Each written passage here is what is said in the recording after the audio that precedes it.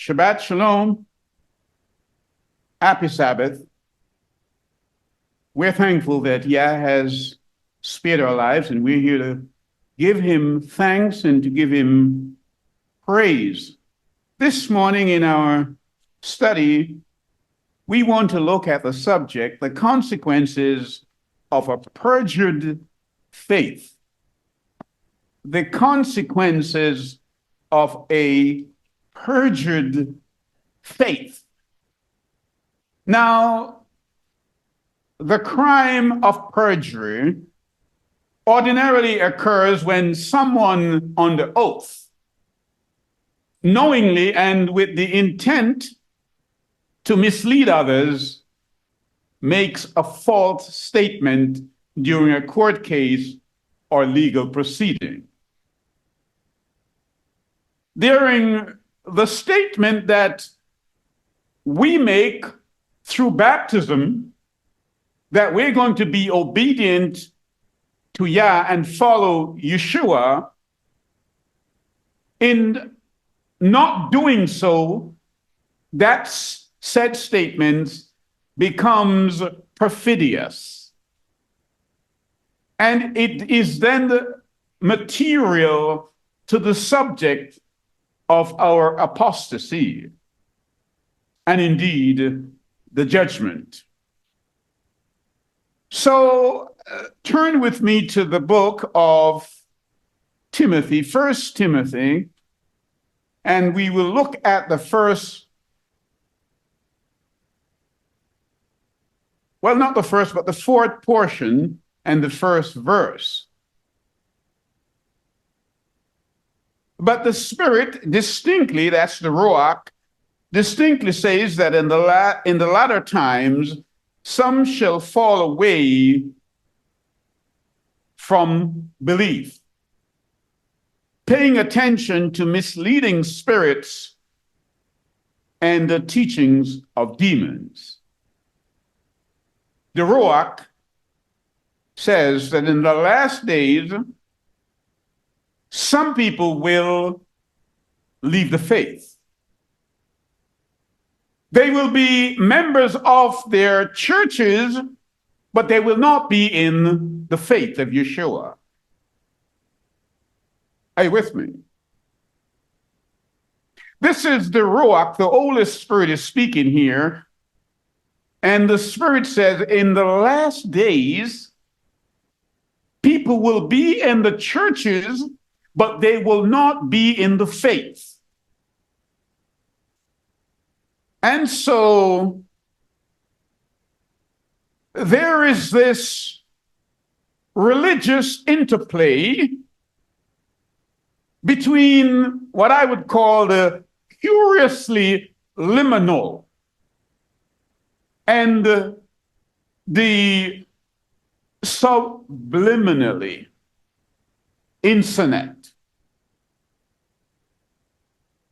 This is the believer's category, which many people fall into. What do I mean? The liminal refers to the stimuli that is located in the sensory organ of consciousness. It's an awareness. This means that we are aware, and yet the awareness is not fully processed by our minds. So the liminal, it deals with space and time. For example, I'm talking about that space and time between sleeping and being awake. You're about to fall asleep, but you're aware that you're not yet asleep, but you're almost there. That's the liminal. And so it is located at that place of consciousness. Whereas the subliminal is dealing with that which falls below consciousness. You're not aware. It's imperceptible. So it's not on the radar of your consciousness. And it's that interplay that I believe many people fall into, believing that they are saved because they're in the assembly, they're in the church, but the word says they're not in the faith. They are not in the faith. And so we want to look at that situation by way of the liminality and the sublimeness of it. We want to look at that. Where people are almost conscious, but not conscious of what is going on. It is a peculiarly solemn affair that we're having to deal with. They're on the precipice of something new, but they're not there yet. It is the space between being told that the kingdom is here, but you haven't seen it yet. That's the liminal.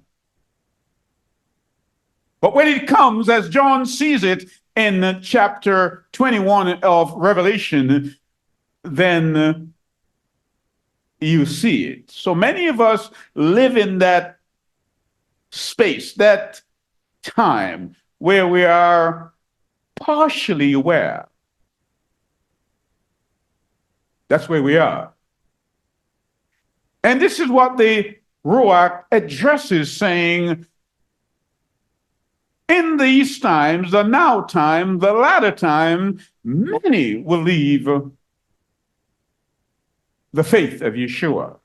And so come with me to Luke chapter 6. Luke chapter 6. Because I want to nail this down so you get an understanding of what I'm talking about. And we will begin at verse 46, and I'm reading from the scriptures. This is a Bible that maintains the original names rather than the anglicized names of the characters in the word. Verse 46, chapter 6 of book of Lucas.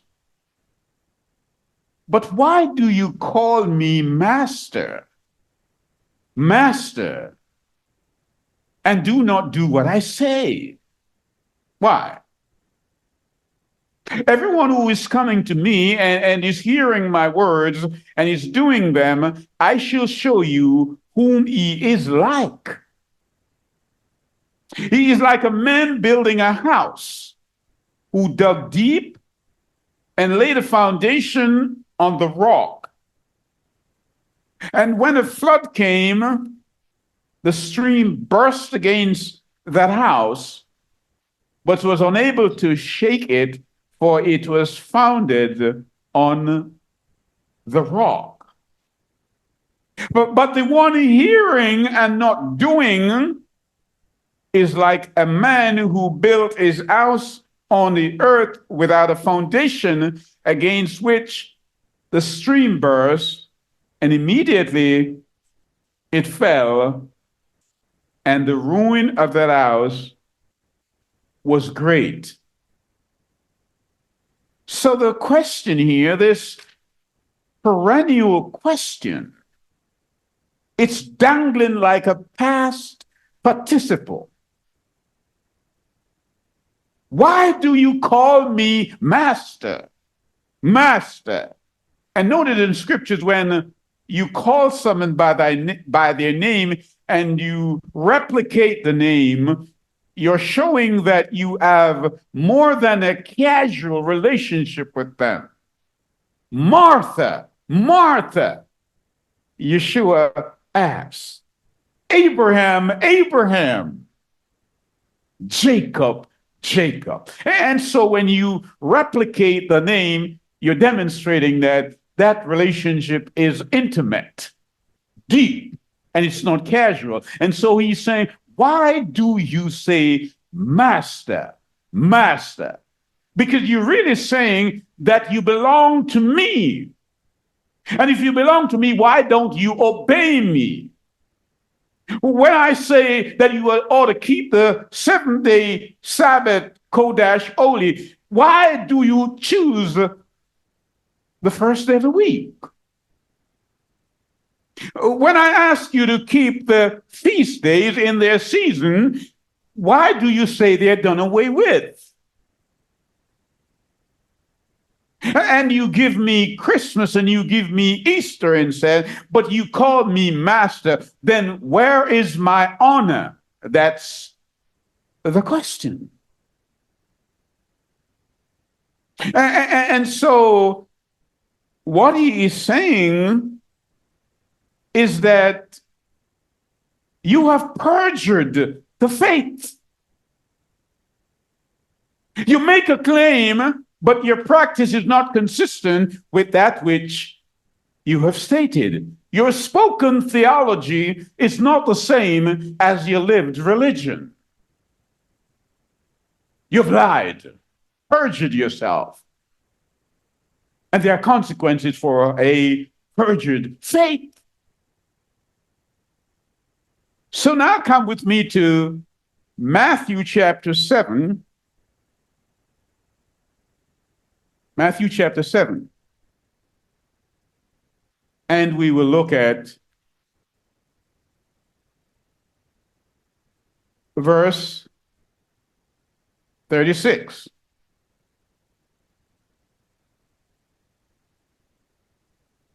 And one of the Pharisees asked him to eat with him, and he went unto the Pharisee's house and sat down to eat. And see a woman in the city who was a sinner. When she knew that Yeshua sat at the table of the Pharisee's house, brought an alabaster flask of perfume. She did that. And standing behind at his feet, weeping, she began to wet his hair with her tears and wiping them with the hair of her head, and was kissing his feet and anointing them with the perfume. Did you get that? It says this woman had brought an alabaster jar of perfume. It was the Chanel number 5 of that era. And she was just addressing him in such a way, she took her hair and wiped it. You didn't get that, because the word says in 1 Corinthians chapter 11 that the woman's hair is her glory. And she was giving him glory while others were criticizing her. Oh, yes, that's what was happening at that time. That reading is from Luke chapter 7, I should have said, rather than Matthew. Now we will go to Matthew. That reading is from Luke. So let's go to Matthew chapter 7, because we are trying to present that liminal and the subliminal. where one is at that place of consciousness on the precipice of understanding something, and one is below the radar of sensory consciousness. So you don't see it. You can't perceive it. Even though it's true, you don't know it's true because you don't have it there. In Matthew chapter 7, and we start at verse 21, it says, "Not everyone who says to me, 'Master, Master,'" here it is, "shall enter into the kingdom," into the reign of heaven. "But he who is doing the desire of my Father in heaven, many shall say to me in that day, 'Master, Master, have we not prophesied in your name and cast out demons in your name and done many mighty works in your name?' And then I shall declare to them, 'I never knew you.' But Master, I attended that church and I was an elder there and I was a deacon there and I was a pastor there and I was all kind of things." And his response, "Please leave. I never knew you." Oftentimes you hear people say, "Do you know the Lord?" That's how they speak. "Do you know Christ? Do you know Yeshua?" That's not the question. The question is, does he know you? He said, "On that day, I will say, I never knew you. I never knew you. I never knew you." Therefore, everyone who hears, remember, listening is passive. Hearing is active. It's a verb. You do what you hear, then you hear. If you've only listened, then you've not heard.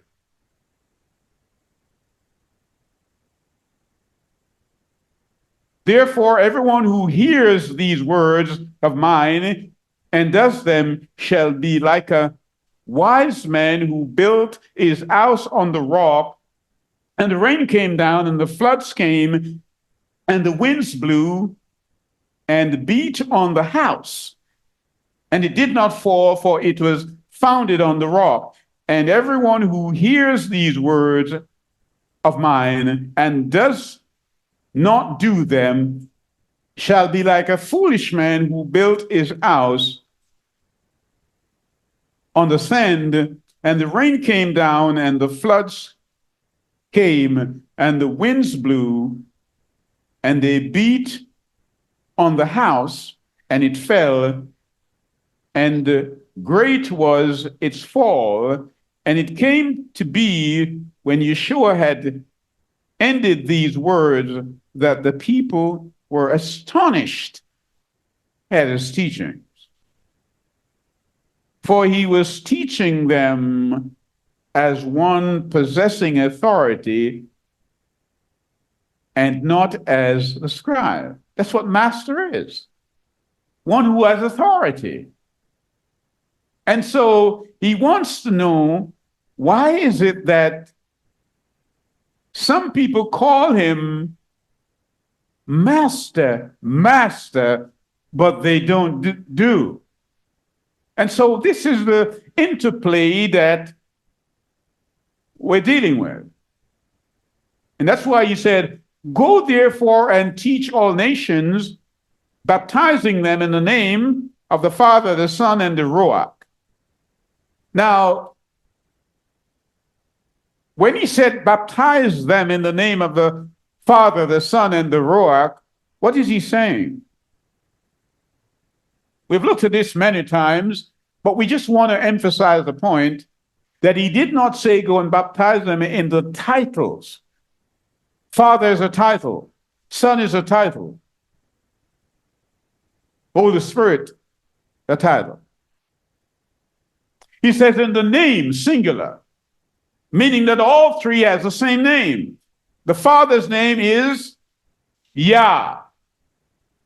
And the Son came in the Father's name, Shua. Shua means salvation, so his name is Yahshua. Every child that is born gets the Father's name, a legal child. And he said, when I go, I will send the Ruach, the Holy Spirit, and the Holy Spirit will come in my name. So the Holy Spirit has the same name, all three has. But those who are in the liminal stage or the subliminal stage, which falls below their sensory threshold, they don't get it, so they baptize in the name of the Father, the Son, and the Holy, three titles. That's the kind of interplay that I'm talking about. So they're in the church, but they're not in the faith because they're not doing what he says they ought to do. That's the crux of the matter this morning. They say, I'm a Baptist. Another say, I'm a Seventh-day Adventist. Another says, I'm a Presbyterian. Presbyterian. That's where the name elder comes from. They say all this. But he says, come with me to the General Assembly in Hebrews chapter 12 and verse 23. He says this is the General Assembly. There is one assembly. And all the churches, all the assemblies, they are members of this one General Assembly. They are unto themselves not a church. Are you with me? Think of it this way. You have a principality, which basically means that it's a domain that belongs to a prince. That's the principality. And the district within that principality, we call them municipality. But we're told in Ephesians that our struggle is not against flesh and blood. It is against what?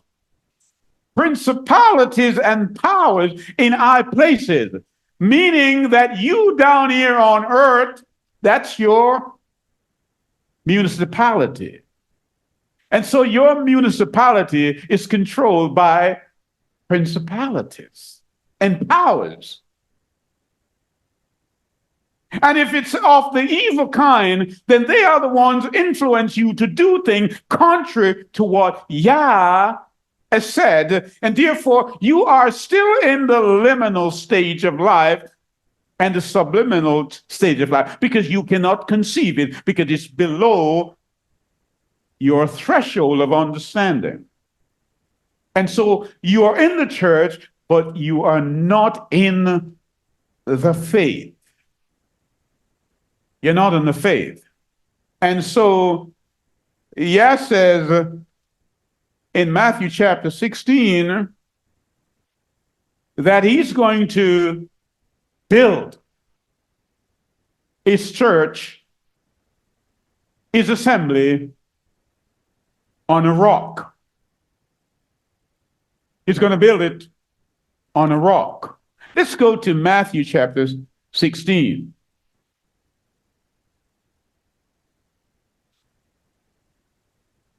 He was at this time at Caesarea Philippi, and he was in conversation with his disciples. Let's start at verse 13. When Yeshua came into the coast of Caesarea Philippi, he asked his Talmudim, that's his disciples, saying, whom do men say I am? And they said, some say that you are John the Baptist. Some say you're Yohanan. Some say you're Elias. And others, Jeremiah one of the prophets. You get my point? He says, on that day when I come, I will say to them, I didn't know you. Why? Because they didn't know him. He's asking the question, is he not? Who do men say I am? How is it that I am your master and you don't know who I am? They gave all kinds of different names. But then Peter piped up. And what did he say? Verse 16, and Simon Kepha answered and said, Thou art the Messiah, the Son of the living Yah. And Yeshua answered and said unto him, Blessed art thou, Simon Bar-Jonah, for flesh and blood did not reveal that to you, it's the Ruach who revealed it. And I say unto thee that thou art Kepha, and unto this rock, he's building his house where? On the rock. On the rock. He said, and the gates of hell, the gates of Gehenna, will not prevail against my assembly. He's letting them know the foundation must be strong. The foundation must be strong. And that's why when we read in Psalm 11, and we read verse 3, it says, if the foundations be destroyed, what can the righteous do? You see? If your assembly that you go to is not grounded in the word of Yah, how then might you become righteous? Because the word says, sanctify them by thy word is true. So come with me now to the book of Revelation. Revelation, that Chizayon, that was read earlier for us. 21. Revelation 21. And shall we read from verse 18?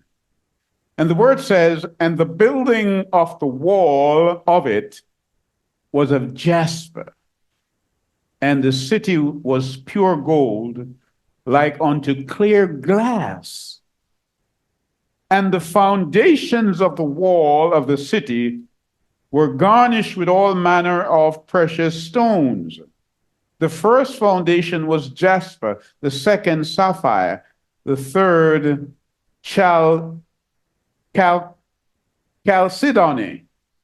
and the fourth an emerald, the fifth sardonyx, and the sixth sardis, and the seventh chrysolite, the eighth beryl, and the ninth a topaz, and the 10th chrysoprasus, and the 11th jacinth, and the 12th amethyst. And the 12 gates were 12 pearls. Every several gates was of the pearls, and the streets of the city pure gold. It was transparent as glass. The foundation of the city had the names of the apostles, of the disciples. Are you with me? He says, if you are building an assembly, a church, and it's not founded on the apostle doctrines, then the foundation is not firm. That's why in Acts chapter 2:42 it says what? And they remain steadfast in the apostle doctrine. Are you with me? If you are not following what the apostle did, in that they were told to keep the feast days and keep the Sabbath, it says your house is on sand and you have perjured yourself. You have perjured yourself. You have lied. You have given false statement that you're following the Messiah, but you're doing what man has said. The foundation is in him, the rock. That's why when you're building a house, you dig deep to lay the foundation, because the word says that the foundation is in him, and he is the chief cornerstone. That's why when Moses asked, "Can I see your glory?" he said, "Get beneath the rock. Get between the cleft of the rock. Come in me, Moses." That's what he's trying to tell us. Come in me. Because if you're not in me, if you don't abide in the rock, Moses, you've perjured yourself. You have perjured yourself, Moses. And so we need to understand that if the foundations are destroyed, what shall the righteous do? What do they do today? They move from church to church to find what's not there. And so we have a problem. We have a problem. And so we want to look at this in a deeper way and in a more conscious way, so that we are not deceived by other people. So come with me to 1 Samuel. 1 Samuel, and we will look at chapter 14. Chapter 14. Because if you're not grounded in Yeshua, you will miss what is being said. Because the word says in chapter 14, "Now it came to pass upon a day that Jehoiakim, the son of Saul, said unto the young man, that Jonathan, the son of Saul, said unto the young man that bare his armor, Come, and let us go over to the Philistines' garrison that is on the other side, that he told not his father. And Saul tarried in the uttermost part of Gibeah under pomegranate tree, which is in Migron, and the people that went with him were about 600 men. But Saul, in his will to annihilate these people, decided that he would put them on the oath. They're fighting. So come with me to verse 24, and he said, "And the men of Israel were distressed that day for Saul," that's King Shaul, Melech Shaul, "had adjured the people, saying, Cursed be the man that eateth any food until evening, that I may be avenged on my enemies." So none of the people tasted any food. Can you imagine? You're fighting, and your commanding officer is telling you, let's fast. And you need energy, you need nutrients, you need all the food you can get at that time, but foolishly, because by this time, you understand what is happening. The Ruach is moving himself from Sheol. And that's what we read in Revelation chapter 18 and verse 23 when he says, and the Ruach has turned the light out, come out of her. Verse 25. And all they of the land came to a wood, and there was honey on the ground. Of course, it's the land of milk and honey, is it not? And this is literal. And when the people were come unto the wood, behold, the honey dropped, but no man put his hand on his mouth, for the people feared the oath. Saul put them on the oath and said, don't eat any honey. Don't eat any food. But Jonathan, or Jonathan, as we anglicized it, heard not when his father charged the people. Can you not see the dilemma developing here? His son did not hear the charge because he had gone fighting. But he put the people on their oath. And the word says that he stretched forth his rod that was in his hand and dipped it in the honeycomb and put his hand to his mouth, and his eyes were enlightened. Of course, that's energy. And he needed that because he had just been fighting. But Saul had declared, the man who does this will die. Foolish. Foolish man. Verse 29, then said Jonathan, my father had troubled the land. See, I pray you how mine eyes have been enlightened, because I tasted a little of the honey. Don't miss the point. Don't miss the point. He said, my eyes have been enlightened. Why? Because I have tasted the honey.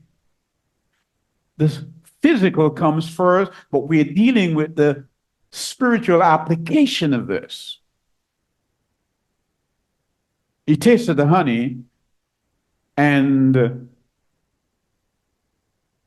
his eyes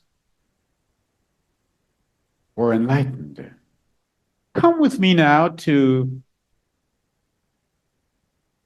the book of Judges. The book of Judges. And we will look at chapter 14. Because I want to tie this together so you see the point that I'm making. And the point that I'm making is that some people are still at the liminal stage, and the subliminal stage, the word here is below their sensory perception, and they're not seeing it, and therefore they're out of faith, unwittingly sometimes. And Samson went down to Timnah and saw a woman in Timnah of the daughter of the Helatites. We anglicize it and we call that Philistine. And he came up and told his father and his mother and said, I have seen a woman in Timnah of the daughters of the Philistines. Now therefore get her for me to wife. Samson said, I'm about to marry outside of my clan. I've seen a woman that I like.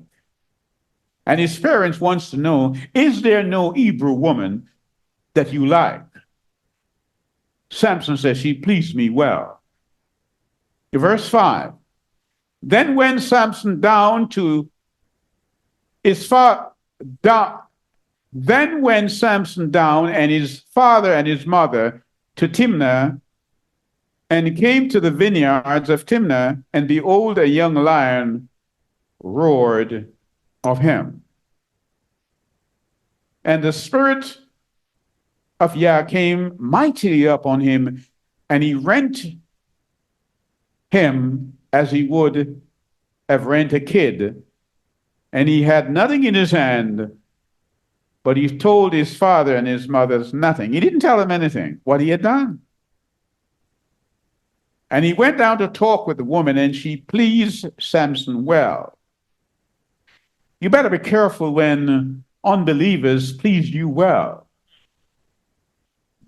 They're setting you up. The Philistines are coming.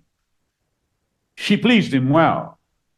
And after a time, he returned to take her, and he turned aside to see the carcass of the lion, and behold, there was a swarm of bees and the honey in the carcass of the lion. And he took thereof his hands and went on eating, and came to his father and mother, and he gave them, and they did eat, but he told not Samson only wanted to talk to his parents about a woman, not about other things. He killed a lion and said nothing. He's eating honey, nothing at all. Didn't tell them anything. So his father went down with him because he's going to get his wife. Because remember, in the Hebrew context, when you engage, you're betrothed, it's a marriage. So obviously he's gone down to consummate the marriage. But when he got there, he found out the woman had been given to somebody else because he had stayed away. So he propounded a riddle. Hear me. He propounded a riddle. Remember, Saul, King Saul, had put on the oath the people not to eat food, and we saw Jonathan, David's friend, eating honey. So I want you to get the spiritual application of this. Let it come to the fore where you can perceive that which you have hitherto not perceived. He propounds a riddle, and he is really asking them, what is he asking them? He said, if you can guess this riddle, then I'll give you 30 what? Sheets and 30 changes of garment. Watch where I'm going with this. Because all of this ties into the Messiah. If you could see, it must come above your perceptive threshold level to see that Yeshua is also linked to Samson. And that's why when Yeshua is talking, Yeshua said, in order for you to go into the strong man's house, you have to bind the strong man. The strong man here in Israel was Samson. But the ultimate strong man is Satan. And that's why we see Satan being bounded in Revelation chapter 20. But let me continue so that you get the essence of what I'm saying. He propounds a riddle, and the question he's asking them is, what is sweeter than honey? That's the essence of it. What is sweeter than honey? Notice here, the question is asked by a judge. Samson is a judge, and he was a judge in Israel for 20 years. And he asked that question, but the question lingers. It's dangling like a past participle. It's dangling. So when the judge, this is in the time of the judges, as you know, Samson here, we don't see any bribes in Samson. And he was a judge. He was a man on the bench for 20 years. But he just couldn't get his personal life right. But the question asked here could only be answered by a king. So far, we have dealt with a lion and we have dealt with honey. We have dealt with a judge and we have dealt with a king. So the question is asked, what is sweeter than honey? And David answers that question. Melech David answered that question. Does he not? In Psalm 119 and also Psalm 36. He says the word is what? That's why people sing that. Is sweeter than honeycomb. The word. Are you with me? And so if we go to John 1:1 now, we understand what I'm saying and what is being spoken here. John says, in the beginning was the word. What is sweeter than honey? The word. The word is sweeter than honey. The word of Yah. And so, like King Saul, it seems as if the church has put the people on the oath not to study the word.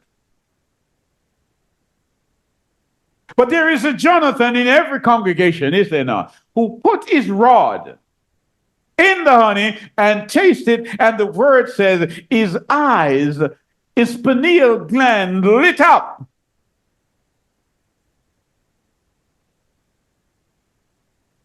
He saw that.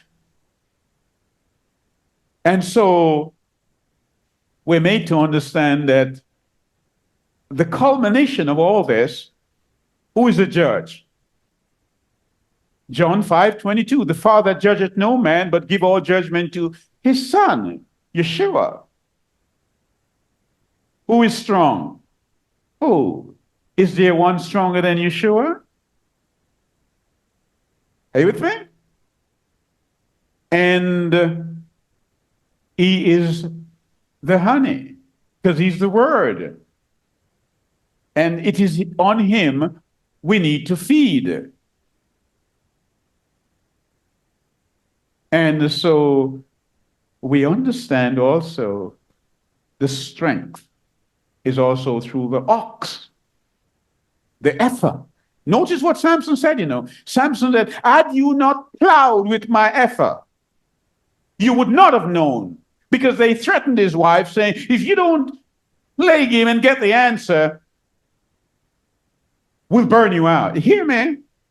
Watch where I'm going. It says, if you don't plague him, and she cried for 7 days, the word said, and get the answer, we will burn you out. Remember, it's 30 pieces. Yeshua was sold for 30 pieces of silver. 30. And so Samson said, had you not plowed with my ephah, then this would not have happened. Now, when we turn to Numbers chapter 19,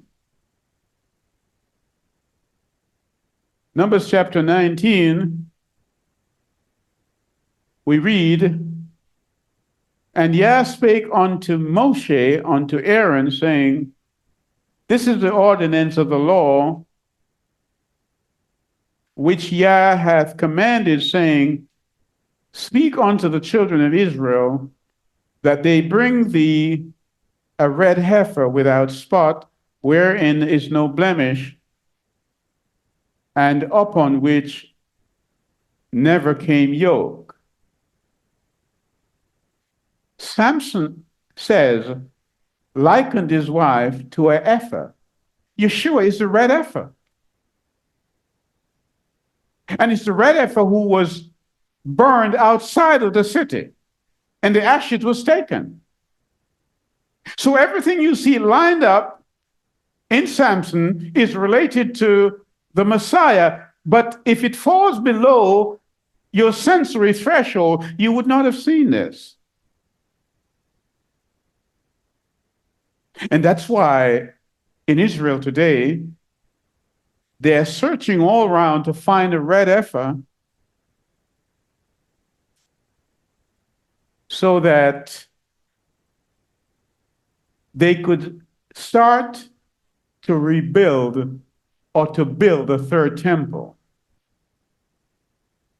So we need to understand what is going on. So come with me to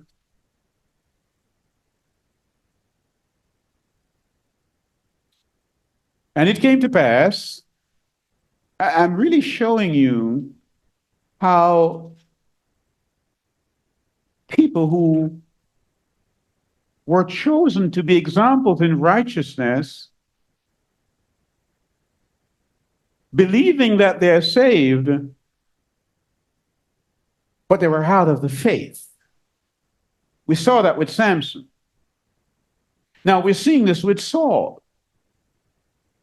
Saul was chosen as a king, and the word tells us he wore an ephod, like an apron that the priest wore. Saul prophesied. That's the high point of his career.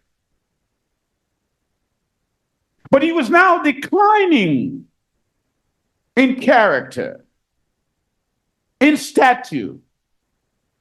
He had lost his mind. And it came to pass after this that Absalom appeared unto. This is 2 Samuel. I'm saying 1 Samuel, sorry. Chapter 15. 1 Samuel chapter 15. Samuel said unto Saul, Ye have sent me to anoint thee to be king over his people, over Israel. Now therefore hearken thou unto the voice of the words of Yah.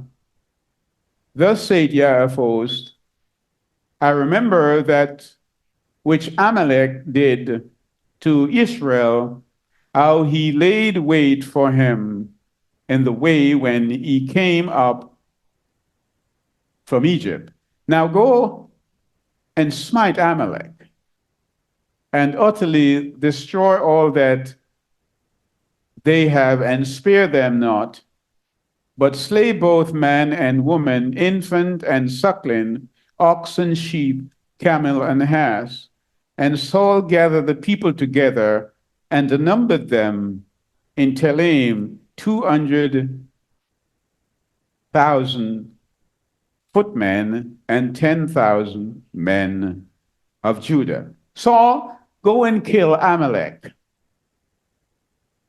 Now, you've got to understand what is happening here.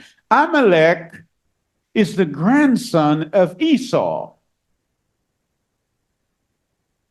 And these men of Amalek were the first people to attack Israel when they were coming out of Egypt.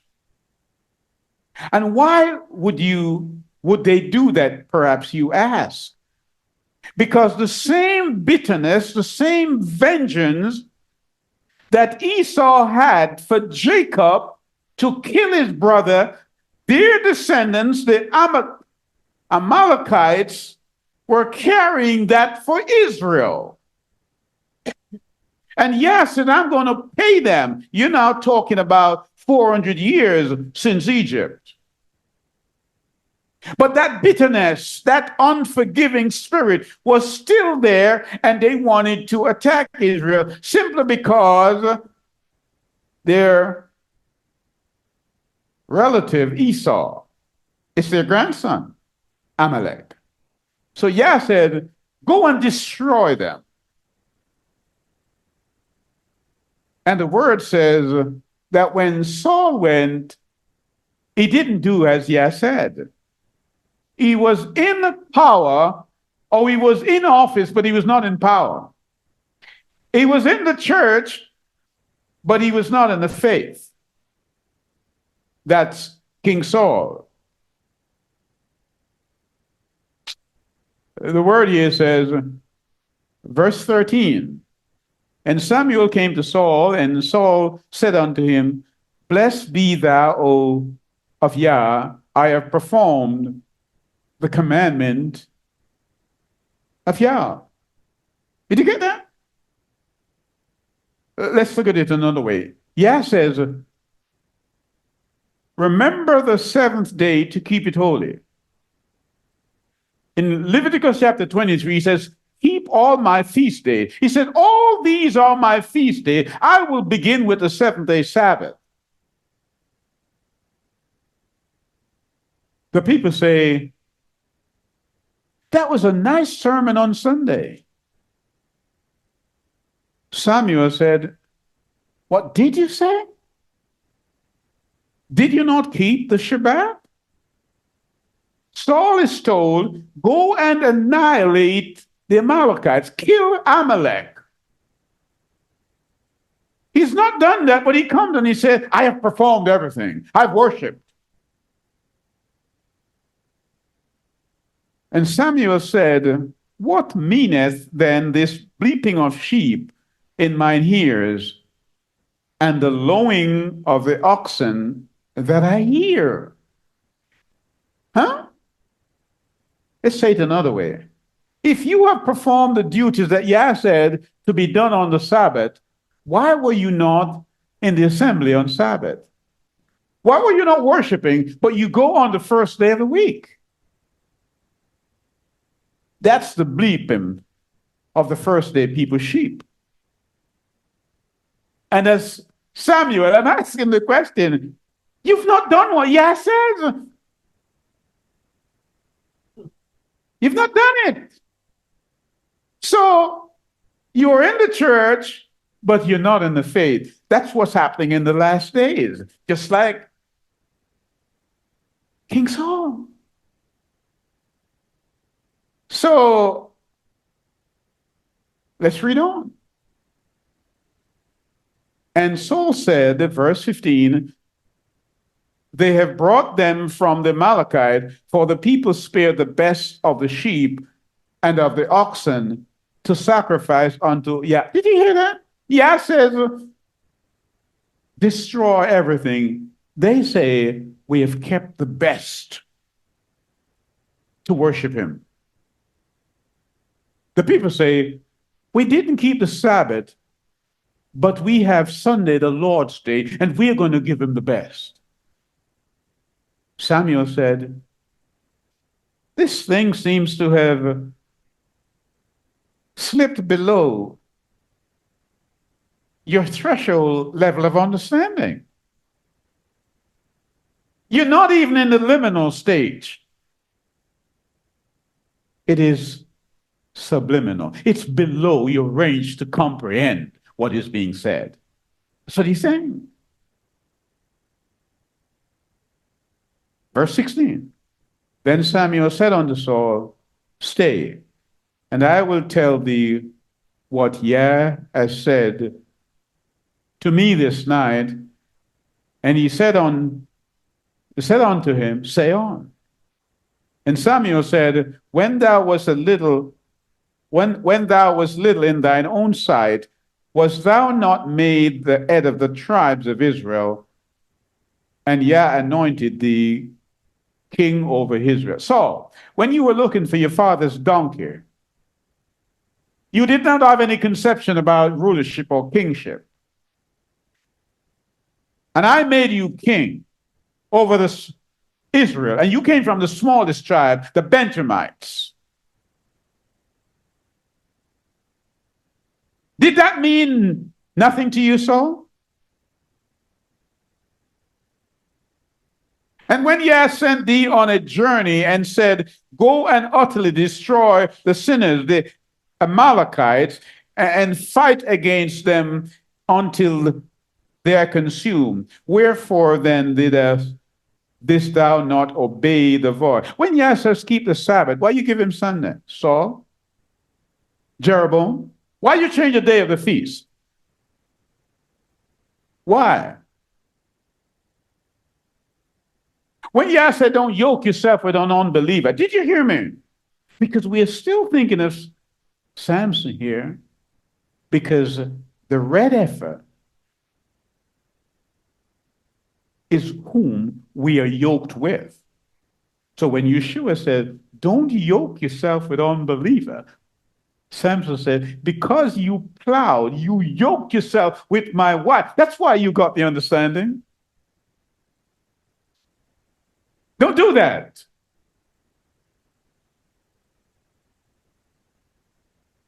And so,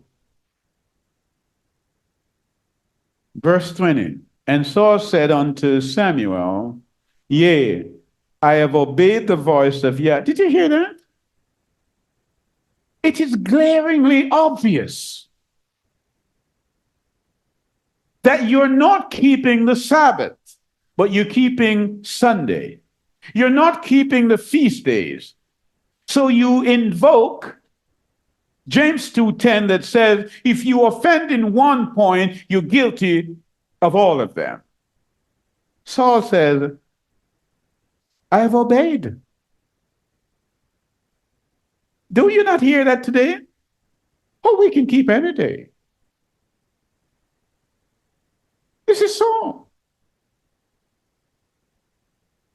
Right?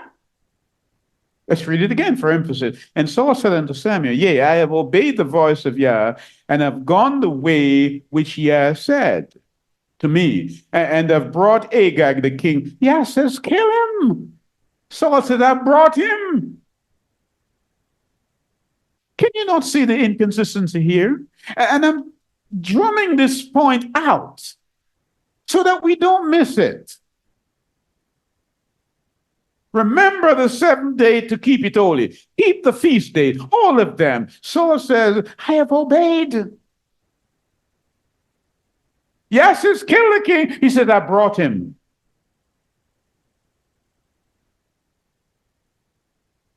Do you get my point now? So the Ruach says, and expressly states it, in the last days, when people are doing this kind of things, they're not in the faith.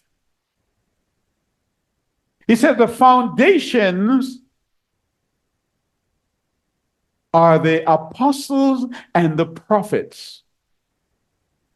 Yeshua in Matthew 5:17 says, think not that I have come to destroy what the prophets wrote and what the disciples wrote.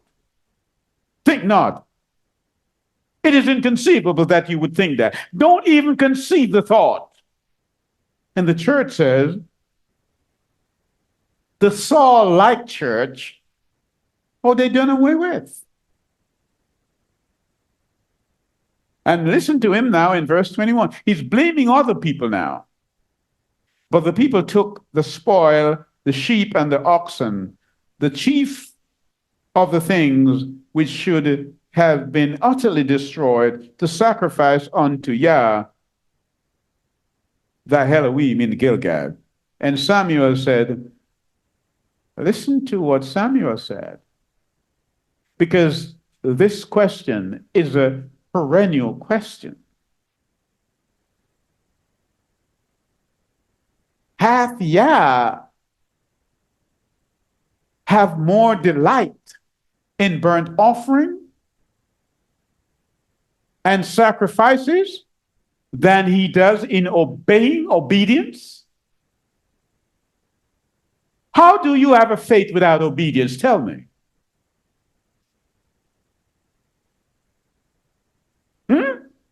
You're going to make omelets without eggs, right?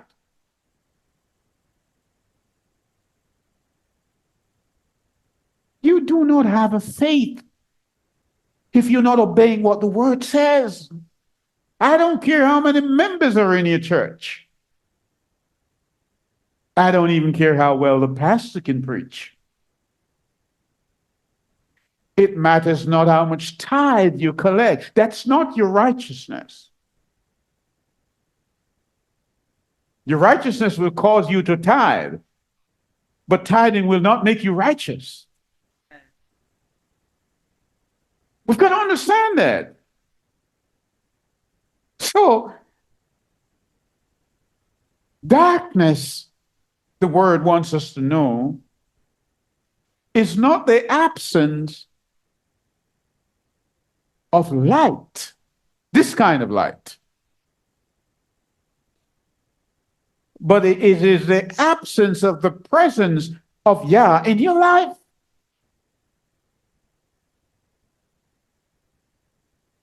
Remember, in Genesis, when Yah said, "Let there be light," light came forth before the sun was actually made on the fourth day, but light was there. That's the light that I'm talking about. And so when the word says that there will be gross darkness in the land, we're talking about now, because the people don't understand the word. It falls below their threshold of understanding.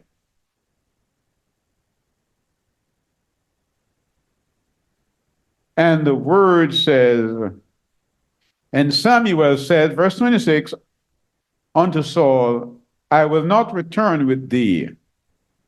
I don't want to be around you anymore, Saul. Samuel is saying, I'm coming out from among you. No, I don't want to be around you. You're trouble, Saul. Now, notice something. When the Ruach and the kingdom was rented from Saul, and he's getting no vision from Yah, Yah is now not on speaking terms with Saul. It was then that Saul turned to the witch of Endor to get understanding and to bring up Samuel. Did you get that? Yah said, when you don't keep my word, and you've apostatized, he said, I'm going to send you a strong delusion. Saul, he got a strong delusion. And at the end of it, Saul died. Died. Because the wages of sin is what? Sin. Huh? Death. And we're not talking about the first death. We're talking about the second death. That's what Saul. The word says he fell on his own sword. You didn't hear me. And we're going to understand the spiritual meaning of it. Saul fell on his physical sword. In Hebrews, we're told the word is what? A two-edged sword. If you fall on that, you're in trouble. You're in trouble. In Hebrews chapter 11 and verse 6, it says, but without faith, it's impossible to please Yah. For he that cometh to Yah must believe he is, and that he is a rewarder of them that diligently seek him. So, we're in his army, and we are told that we do not fight against flesh and blood, but we fight against principalities and powers in high places. And if you are in Yeshua's army, one of the most discreditable and discreditive thing you can get from the army is a dishonorable discharge in shame. You're asked to leave. Yeshua says, I never knew you. You did not serve in my army or under my command. No. Your commanding officer is telling you what to do, and you are doing your own thing. King Saul had many military successes. but he was a spiritual failure. Oh, yes. He was a spiritual failure. And so it is today, many are in the assemblies and they have great positions. But how have they grown spiritually? How? How? Because we must look at the outcome. It doesn't matter how well you worship in your eyes, if it's not as prescribed as it is in here. The Bible says the foundation of the faith is the prophets and the disciples. That's the foundation. Their names are on the gates of the city we're going. And the word says we must remain steadfast in the apostles' doctrine. So the first thing you do, what did the apostles teach? They teach the Sabbath. They teach the feast days. They said you must keep them. Paul kept them. They all kept them. And you said they're done away with. No wonder the Spirit speaks expressly and said you have out of the faith. No wonder. So, in closing,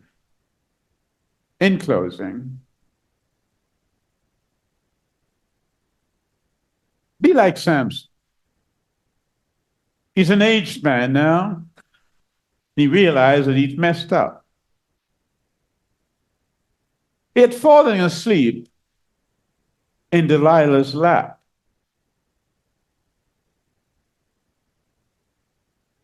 Not realizing that the Philistines are more numerous than him. Are you with me?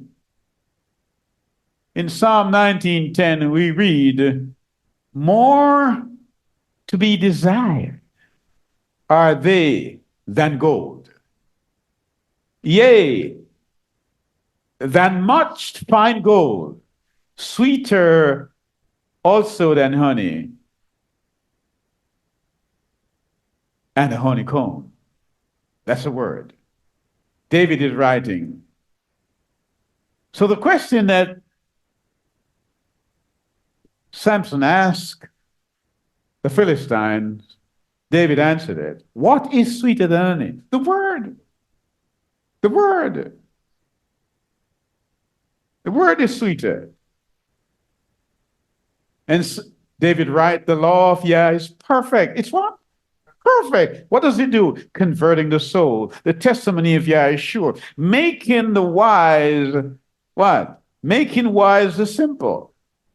The statutes of Yah are right, rejoicing the heart. The commandment of Yah is pure, enlightening the eyes. Did you get that? You remember when Jonathan ate the honey, he says, my eyes have lit up. They're enlightened. It's talking about the word here, the spiritual application of it. He says, Yah is pure, enlightening the eyes. The fear of Yah is clean, enduring forever. The judgment of Yah are true and the righteous altogether, more to be desired than the gold. Yea, much more than gold, sweeter also than honey, and the honeycomb. Moreover, by them is thy servant warned, and keeping of them there is great reward. Did you get that? So we took Saul. Let's recap. And we took Samson. Samson killed a lion. In Revelation 5:5, we're told Yeshua is a Lion of Judah. And Samson was eating honey out of the lion. So if the lion is Yeshua, the honey we eat out of him is the word, because John 1:1 says he is the word. So we eat that honey. And David said, it is sweeter than the honeycomb. How is it then that you are left famished? I know your church, like Saul, has put you on the oath not to eat any honey. It has to be that way That's why the Holy Ruach has left. Because remember, the Ruach came in the name of the Son, who is the Word. And if you're not eating the Word, he has a right to leave. Are you with me? So let's close on this. Let's close on this. It is a preeminent text in the Word, and you know it very well. Revelation 18. That's Chizayon chapter 18. And we will do just verse 23. And the light of the Lamb. Light of the what? The Lamb. Now, let me just remind you what it means. In Revelation 1, we're given 7 candlesticks. And Yohanan tells us that the 7 candlesticks represent the 7 assemblies throughout the ages. And so they tell us of the spiritual condition of the church in all ages. We are now at the 7th candlestick, which is named Laodicea.